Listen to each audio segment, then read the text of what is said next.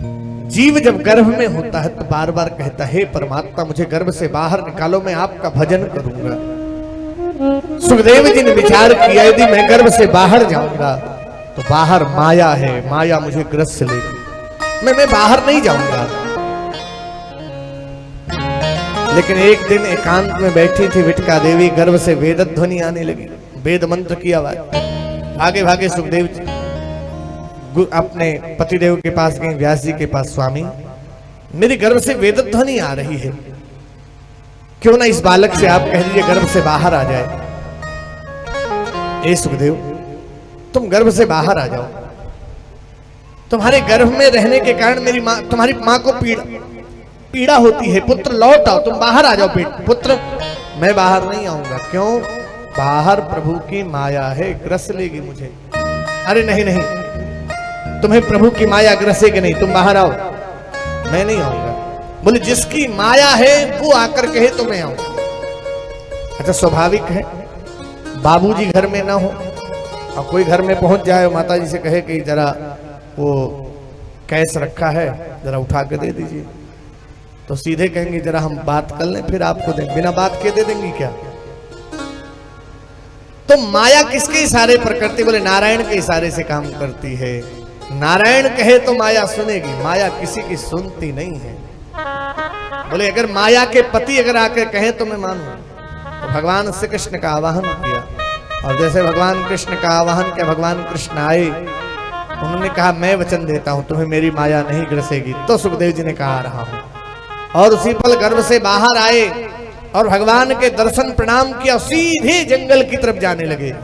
तो पीछे पीछे दौड़ते, हाँ पुत्र लौट आओ, हाँ पुत्र लौट आओ, हाँ पुत्र लौट आओ। एक बार भी पीछे मुड़कर नहीं देखा। चलते गए चलते गए चलते गए। मार्ग में कुछ स्त्रियां नदी में स्नान कर रही थी। सुखदेव जी गए, बाहर नहीं निकले, लेकिन जैसे व्यास जी पहुंचे सारी स्त्रियों ने बाहर निकल के वस्त्रादि धारण किए। फिर पूछते हैं कि मैं इतना बूढ़ा, मेरे आते तुमने वस्त्रादि धारण कर लिए, मेरा बालक अभी युवान है, तुमने उसको देखते वस्त्रादि धारण कर नहीं किया, ऐसा क्यों? बोले महाराज वो परम वीतरागी है, उसको स्त्री और पुरुष का भेद नहीं मालूम है। आप स्त्री और पुरुष के भेद को जानते हो, वो परम वीतरागी है। मार्ग में इन स्त्रियों के द्वारा ज्ञान प्राप्त हुआ व्यास जी को, बाद में वृक्षों के द्वारा उपदेश प्राप्त हुआ, लौट आए।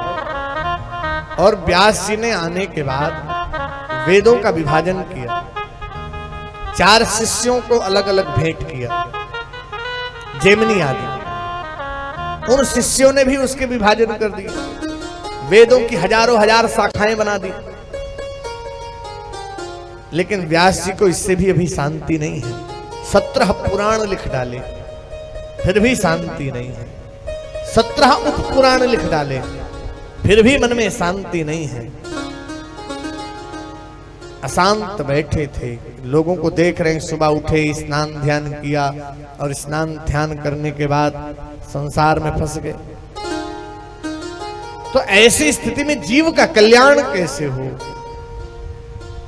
गृह कारज नाना जंजाला, गृह कारज नाना जंजाला, ते अति दुर्गम शैल विशाला, ते अति दुर्गम शैल विशाला। गृह कारज नाना जंजाल में लोग फंसे हैं। ऐसे स्थिति में जीव का कल्याण कैसे निहित हो? क्या करूं कि जिससे जीव का कल्याण हो? अशांत बैठे थे, इतने में संत नारद जी का पदार्पण हो गया। और जैसे संत नारद जी आए तो पादर्घ करके ऊंचे से आसन पर बिठाया। नारद जी ने पूछा, व्यास जी आपका मुख म्लान है? बोले महाराज मैंने 17 पुराण लिखे। करुण स्वर में विराजमान थे, वो करुण कंदन करने लगे। महाराज,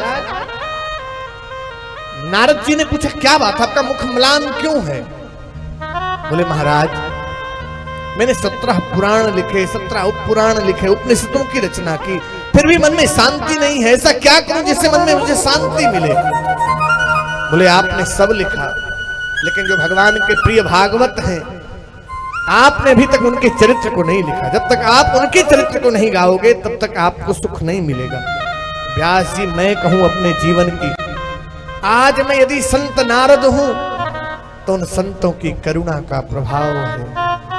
यदि आज मैं संत नारद मिल बना तो उन संतों की कृपा से ही बना।